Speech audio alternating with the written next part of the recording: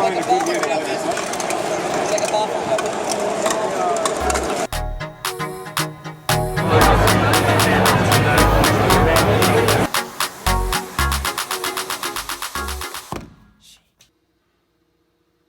What's up guys, it's Cody of 3D Printing Technology. So today's video is kind of exciting. We're going to be unboxing and hopefully setting up a new 3D printer. If you've been following us on Instagram, this is one I've been kind of teasing or seen coming for a while. This is one of the Delta 3D printers that we looked at on the top Delta 3D printers for 2020. So, if you've been following on Instagram, you've seen our Monoprice mini Delta printer, or if you saw the top 3D printer Delta, you saw that one in it as well.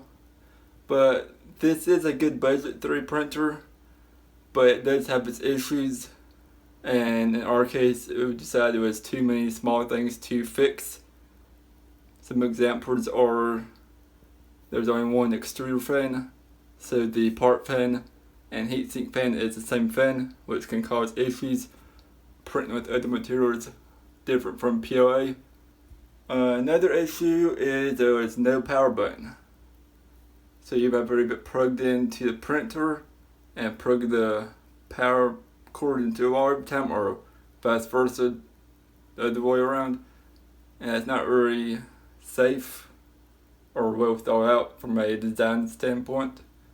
We're getting some weird dents, pits on some other 3D prints from this printer with PLA, which is only really reliable material that it can print, considering the fan issue. Not really for sure what's causing it.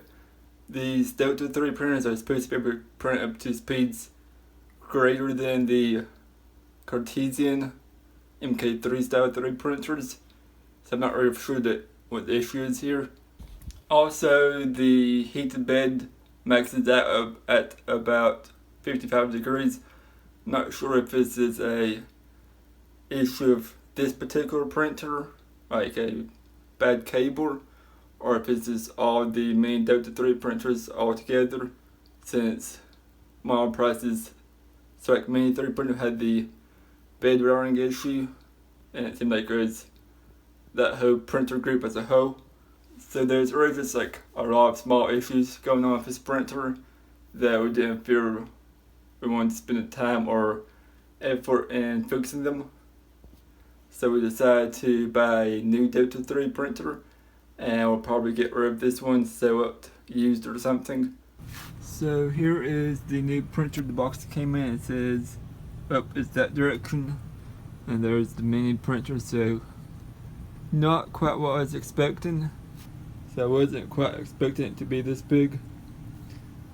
But anyways, we're going to start unboxing it and we'll try to work towards a first print on this video.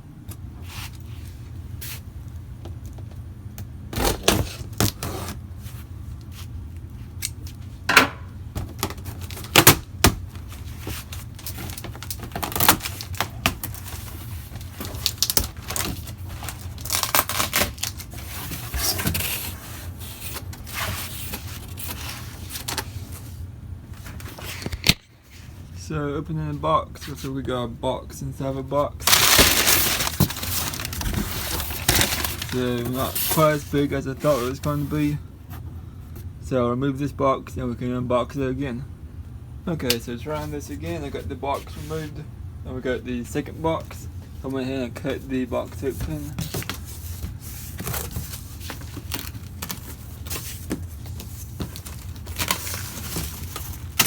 So this is kind of interesting. It's pretty much a piece of wood. I guess that might be for the printer base. Like I've seen some people use concrete slabs or floor tiles to put on the bottom of the printer, so possibly that's what this is. So we'll set this piece aside and unbox.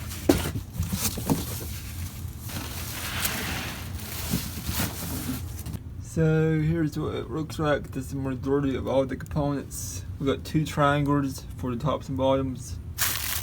Looks like the extrusion rods for the sides. That may be the spool holder or some simple spool. Possibly some electronics. And yeah, we'll get this unwrapped and set up. Okay, so after unboxing it twice, taking the laminate or piece of wood out of the box and removing the plastic packaging from around the printer parts kit, we now have this left, which is what we're going to focus on. So we can see right here, it looks like the base with the print bed. That looks like a cable row with some sample filament. I believe that is, or looks like, extrusion frame protectors. Then we got the top piece, and it looks like some hard drive bags and miscellaneous parts. So we're going to start removing the base plate first, which makes the most sense.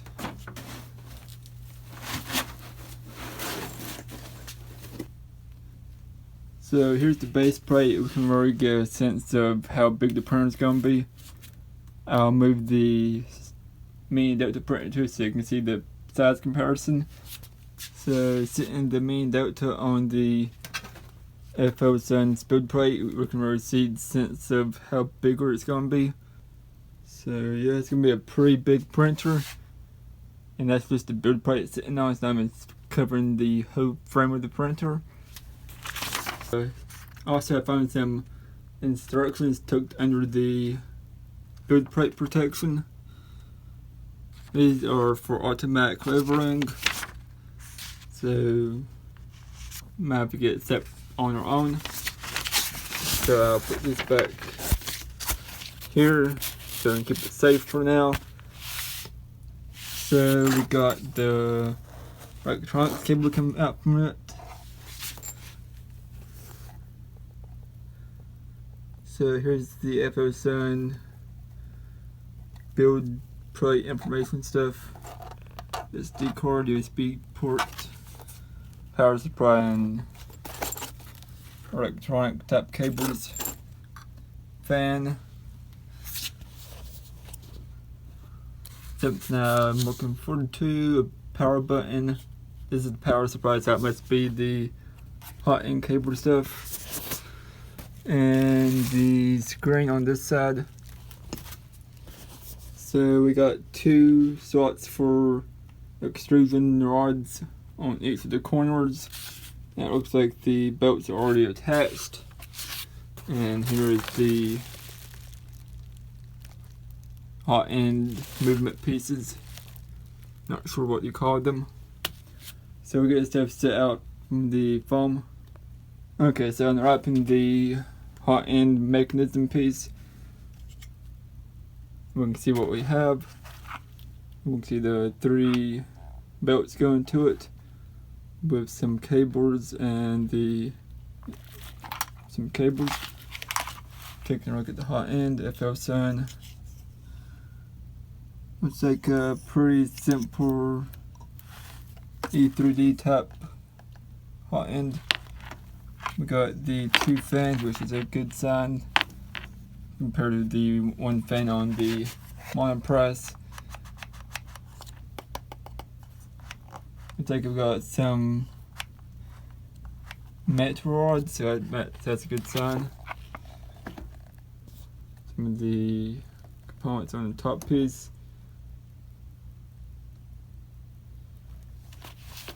So next will be to remove the top part and find the rods that connect them together. Alright, so now that we got the base unpackaged, I have a spot cleaned off on our workbench. So we're going to start setting it up on the workbench.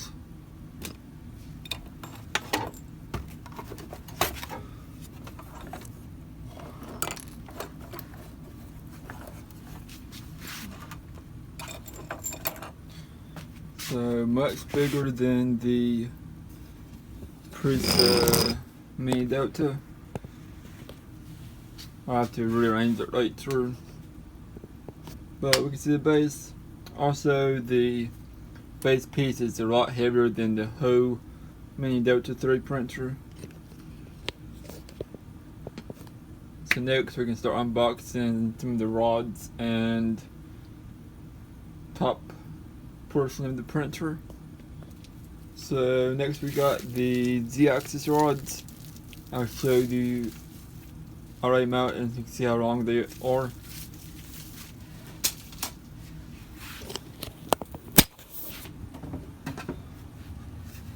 Again, I'll compare it to the Mini Delta printer since it's handy right now. But they're pretty long.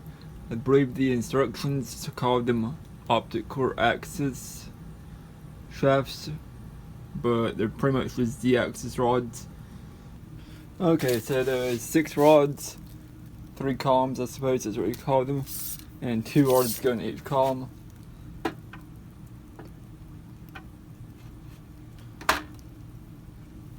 It looks like we got some screws that we'll have to tighten up to get it stable.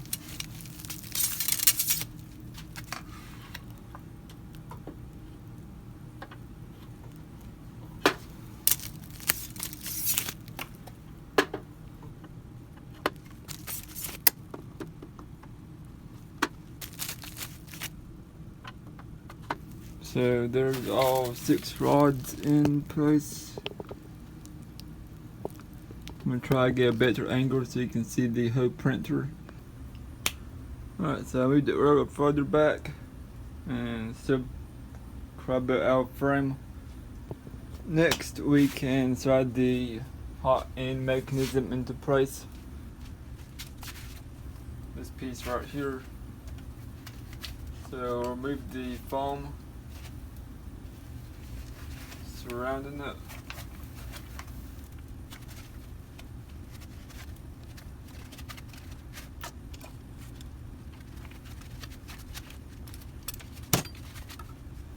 Now we'll set the foam aside. So the instructions say the belt must go centered between the 2 rods. So I'm going to see that top part right there. It looks like we're going to have to cut the zip ties off.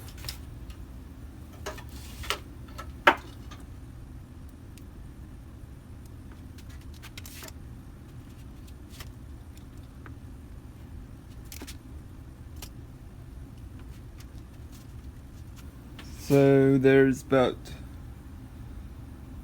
6 of these when they remove, 2 on each pivot point, and some bird bag zip tie type things.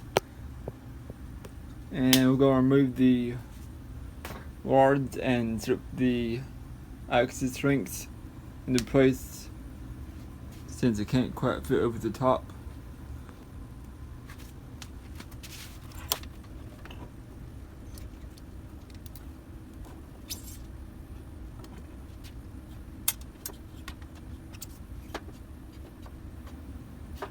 There's the first one. We've got 2 more to do.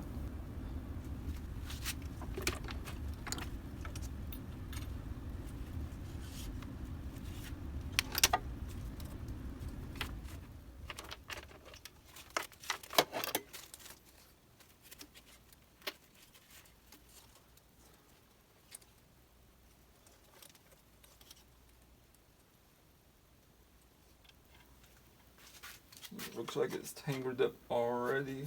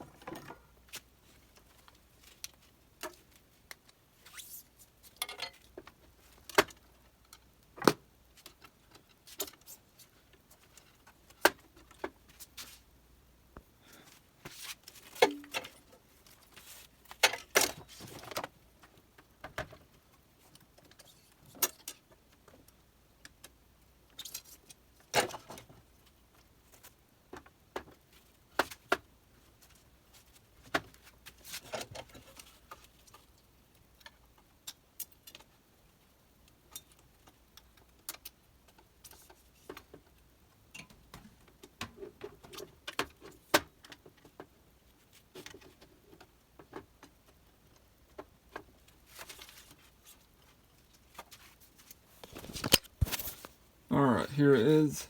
You can see they're all in place now. So the next step is probably going to be tightening the screws up and putting the top piece on. Here we have the top part. Riot only has 3 in-stock pieces. On this one, we'll make sure the logo and the touch screen are facing the same direction.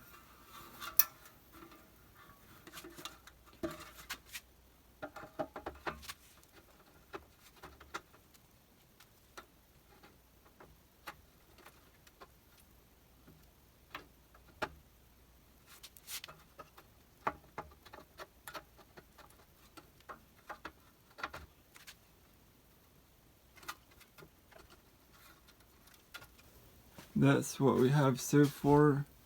It's kind of wobbly, but I guess that's what the side piece frames are for. Now we want to go through and tighten all of these screws on the bottom right here to keep the post from coming out of the base and out of the top, and help to keep it more stable. So there's 12 screws, 6 on the bottom, 6 on top. Alright, so I have this bag of parts. We're going to be getting the bigger nut, getting through those pieces and using it to attach these pulleys on each of the columns to the very top part right here.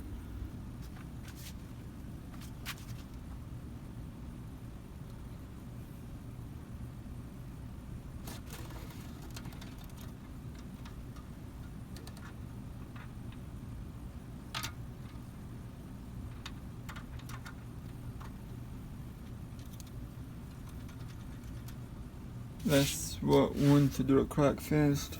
Should be somewhat tight. Here's the top part, and the belt should be lined up. So now we got 2 more left to go, 2 more left to finish. So that's where we're at right now. We got the belts lined up. So next step will be attaching these pieces together. So the next step is we're going to connect these limit switches. That's what the instructions call them, to these cables down here. I'm pretty sure these are the same thing as end stops. But so we're going to tie these zip ties and just drop down and just connect them to them with all 3 columns, and then we can connect the Titan extruder. That's what it should do look like. Just make sure they're on the outside of the columns so that it doesn't get tangled up with the belts or the access mechanisms. Okay, so now we can start to install the Titan extruder. This is the piece that has a stepper motor on it that pushes the filament from the spool down into the hot end. Generally, these are mounted off to the side of the frame on Delta Style 3 printers. So I'm not exactly sure where this is going to be mounted at yet. But now we can take this piece coming from the hot end carriage, feed it up through this hole, and take this cable coming from the side, the base, and goes to the top and connecting both at the top. So this is what we got going on. And pretty much it's a push to fit connection, and just tighten them up and then screw it into place. Okay, so next step we can mount the extruder motor, Titan motor, to the frame. The instructions are not really clear on it. The instructions shows that mount it like this somehow, with the hole being to the right, but there's no room or screw hose for it, so it goes on this side, and you want to put the metal screw hole plate under it like this. So we work through the bag of screws and find something that fits. We'll use 2 of these screws, and this is what it looks like mounted. So the next step on this is connect the motor cable to the motor and connect the Bowden tube to the motor as well. Just insert this in here and put it down, make sure it's inserted properly, and that step is complete. Now we can start to add the side shells. That's what the instructions call it. Each of these three pieces will go on the outside frame of the printer to protect the rods and cables and etc. I want to start with the top piece first and then push the bottom piece in. So I'll show up one more track. So here is one of them in place. We got 4 screw holes, 2 in the top, 2 in the bottom. This is the bottom one. The protection pieces are identical on top and bottoms. So I insert them top, then slide them into the bottom in these slots.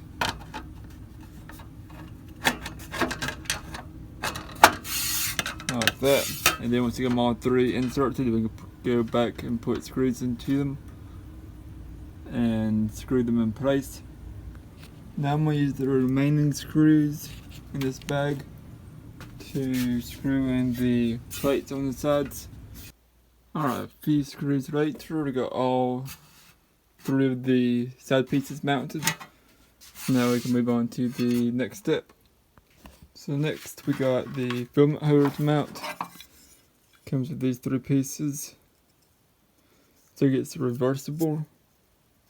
So we'll put one in through this piece and tighten it into place.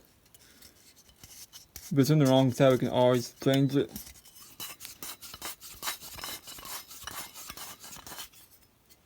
Then we get the last 2 screws from through here and attach it to the top of the printer. Here we have the filament spool holder mounted. So one more step closer to printing with this new printer. So that concludes the build assembly portion of this video. Now we can move on to setting the printer up, running it, turning it on, going to the settings, and start preparing a first print. So this printer also came with 2 power cables, one American version and the other one I assume is European. That's kind of interesting.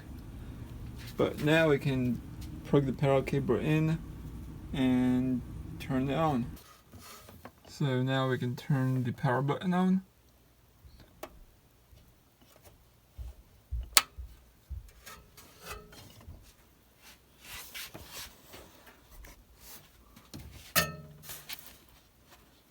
So I still haven't figured out why the display isn't coming on, but I did find out that the printer is set for 220 volts, which is fine for the rest of the world, Europe, Asia, but America uses 110 and 120, so I'm gonna figure this out, see if that's the problem for the display. Okay, so I've done some research online about this. I found out that we can switch the voltage from 220 to 110 by unscrewing the bottom cover right here and flipping a switch on the inside. So I'm gonna get all 6 of these screws switched around. Also, if you're curious, these take the same screws as everything else does so far. And I'll take the plate off so you can see what's inside. Should be the normal stuff: power supply, board, fan components, motor, power button, display board stuff. So it'll be right here on the board, be right here on the power supply. So just go switch this around. Alright, now we can test it out, see if it works this time. That's a good sign. So we have power on it now. And we got the Pro board base fan back here working. Now that the screen works and the printer is turned on, we can put it on the menu, see what's going on with it. So we can see the hot end temperature, bed temperature, fan speed. Assume that's the print or heatsink fan. We can do toes.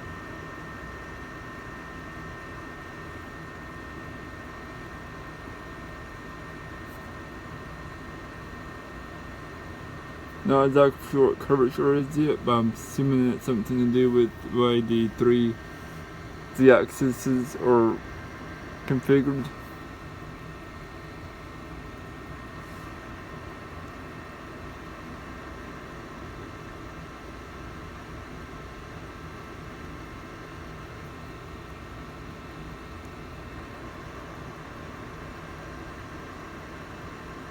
That's pretty much what for the main menu. So next we'll label the printer and see if we can do a test print. So as I was turning it off, I found something interesting. We got like 2 port fans and 1 heatsink fan on the back right here. So I haven't really quite seen a printer with 3 fans on the extrude, but I guess the more the better. So since this is the first time using this printer, we'll go ahead and do the reference sensor. I haven't seen a printer use this type of sensor before. It either has end stops or some sort of pin to probe to calculate the z-axis hat, but this is what this one has. It's a separate sensor that snaps in place with a magnet on the hot end and plugs into a separate cable up here. So we're going to snap this one into place, like that, the magnet being right here, and then we'll connect it into place. Okay, so next, after connecting the sensor to the hot end, we're going to remove the plastic from the bed. I was kind of hesitant to remove it because I didn't see any instructions where it said to remove it, but you can't really put it on plastic, so we're going to remove it now.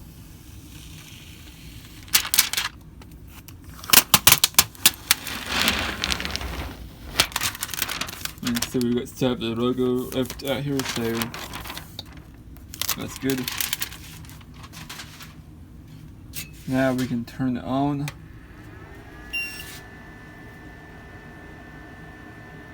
And we'll attempt to do a bed level. So go toes, auto level,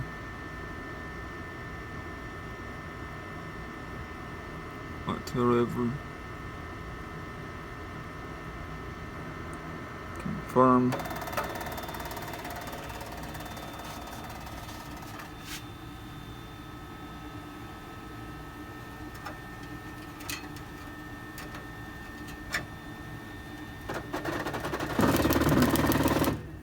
Turn it off. I think the cable is getting hung up.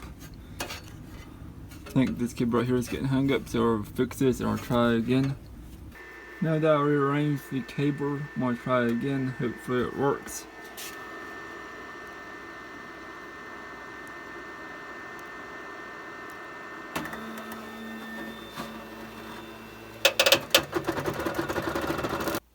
Still no. I think I have to invert the hot end. That the hot end has to be like this.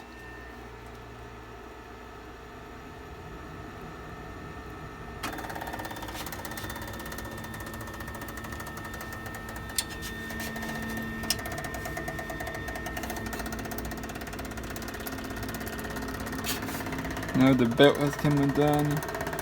I'm going to try to fix that.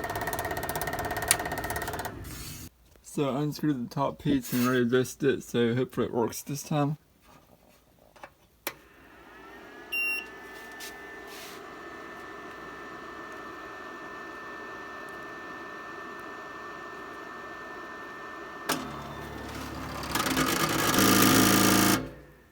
they're not working. So try to figure out what's wrong with it. The problem this time is that this piece is twisted, so we want to twist it and try again.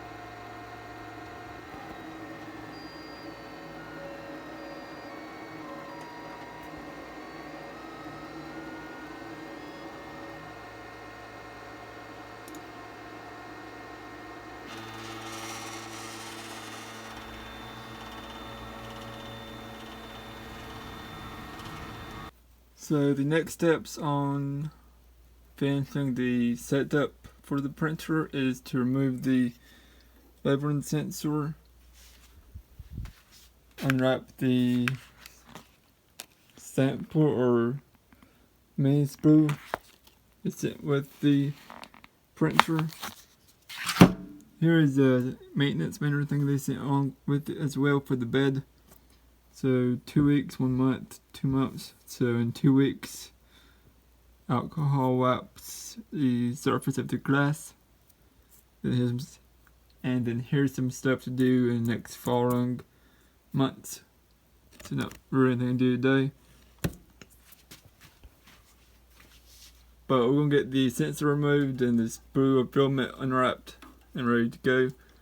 And the next step would be to adjust the ZO, which is what the instructions are calling it. It's basically the printer paper you put under the nozzle and make sure the radar hat or first radar hat is set correctly, so we get a good first radar on the print.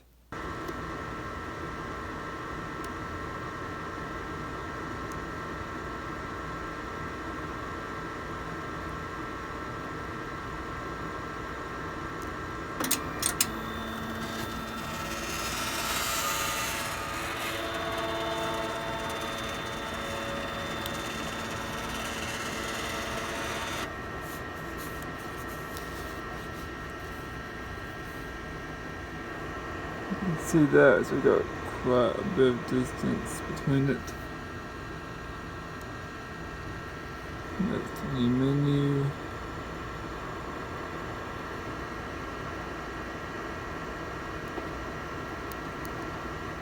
So add raises it up.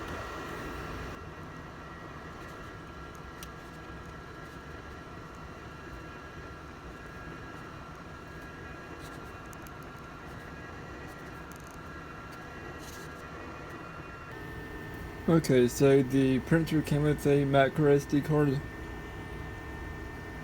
Can't really tell if it says how much.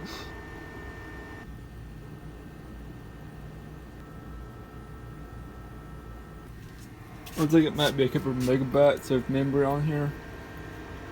Can't really tell.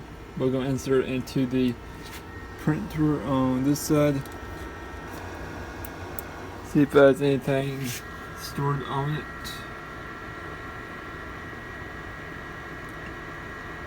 So it's a couple of things. It's like 3 test files.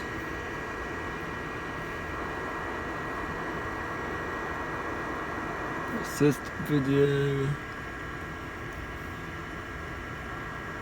I must have to go on the computer and find that one. Model. Spare parts. Yeah, it's probably a computer file. So we got it's like 3 test files, so we'll try one of those. Okay, so next we're going to try the test print. Got the mini spool that came with, which is PLA on the spool holder, and we got fed through the Titanic extruder. So now we need to preheat the printer to be able to load the filament.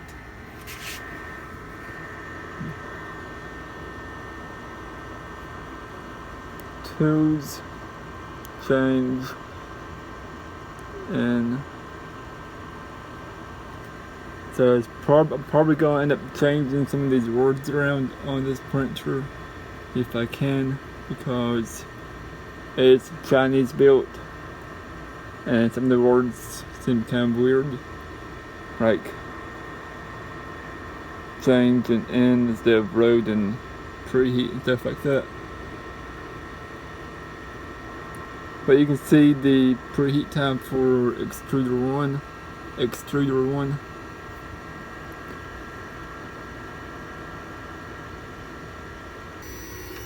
So I'm not feeling it pulling any on the filament. I'll take it down and look at it, see if it's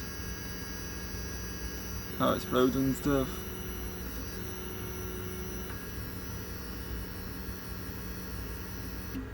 Maybe it is, I don't know, we'll figure it out. So it is preheated.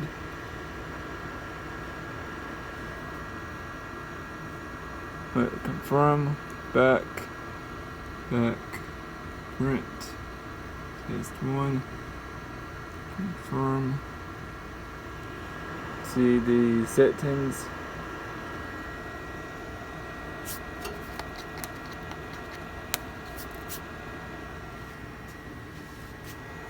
Turn the pump bed off. Assume it's heating the bed first, like most printers do.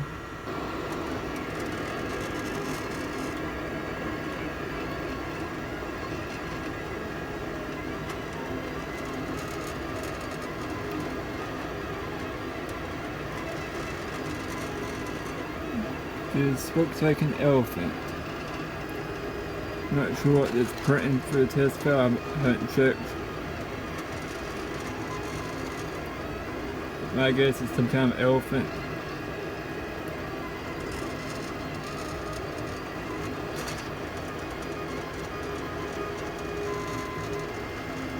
Here is the progress.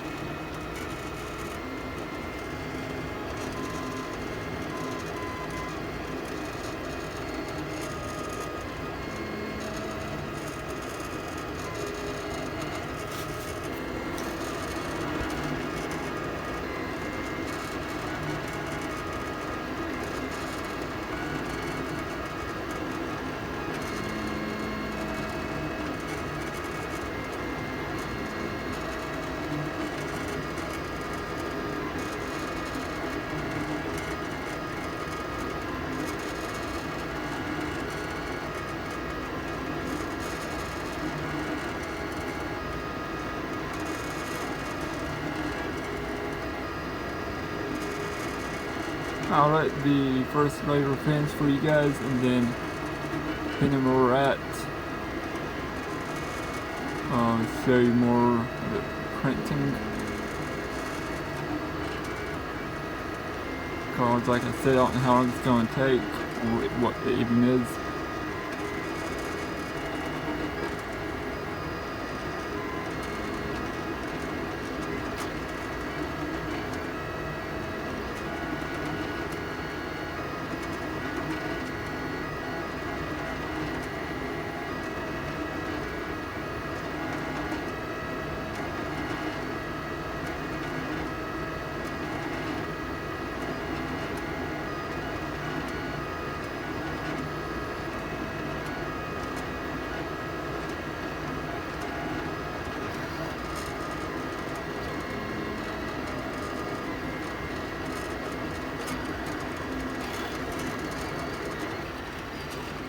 Alright, so 15 minutes into it, it's at 2%. There's the info. Here's what it looks like, so I think it might take a little while. So I'll let it print some and then I'll come back and click on it.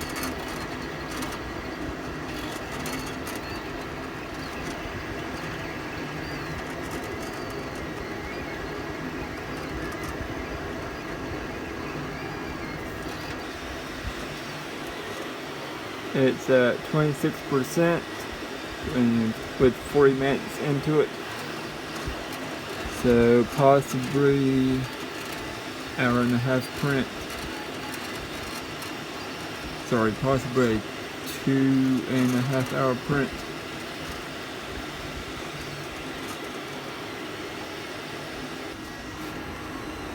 Okay, so it's at 98% with 2 hours. So about half an hour off on the estimate. So here is the print. Looks like a really big elephant with some sort of logo, probably FL sign on top.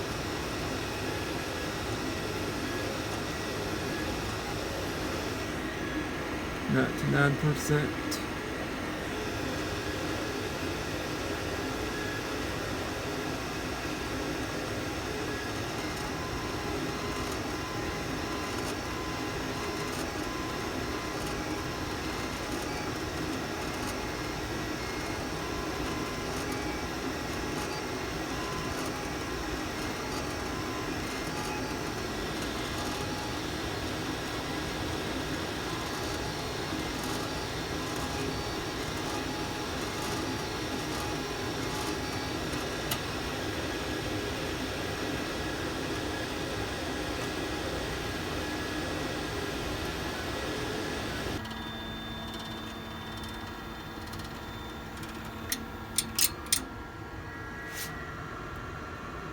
There is the green screen. One thing we have to do is take the print off the print bed. That's how it does. Before it's stuck onto it.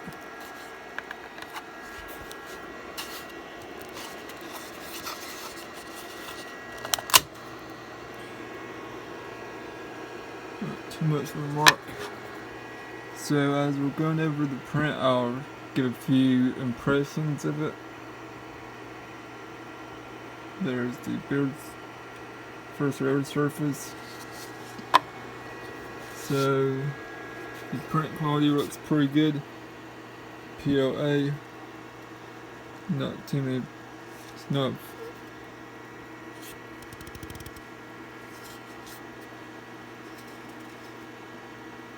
it's very smooth on the side, so it's not any zits or later shifts or anything.